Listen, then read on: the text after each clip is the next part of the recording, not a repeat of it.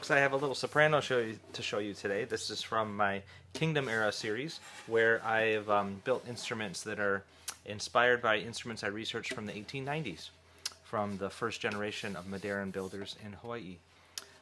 So yeah, this isn't a copy of one specific builder.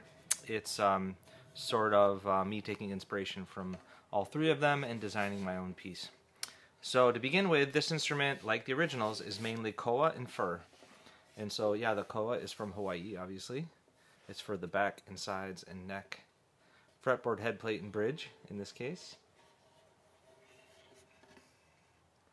And then the top is Douglas fir, which comes from the Northwest, but ended up in Hawaii as construction materials. And there was a lot of shops using fir at the time. So yeah, they used it for tops quite a bit in the first 10 years or so of building ukes. And this one's a really cool top. It's got like a little bear claw figure. It's got a pitch pocket in it. I really like it. And then yeah, the rest of it is my walnut and maple rope binding. And I made that in the same way as the original stuff. And it looks really nice.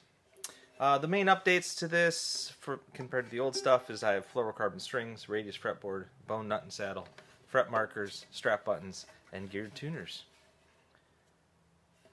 So I'm trying to get that, you know, that bright, spanky, sparkly soprano sound. But it'd be nice to have some nice sustain for our melodies.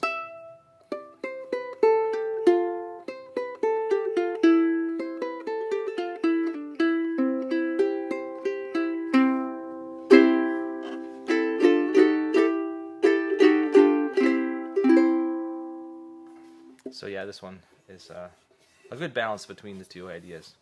So yeah, it's for number 946. It's for one of our oldest customers, one of our best patrons. And I have a few more in this style coming out this year, so stay tuned. And I make these in soprano size and tenor size. So that's 946. Cheers.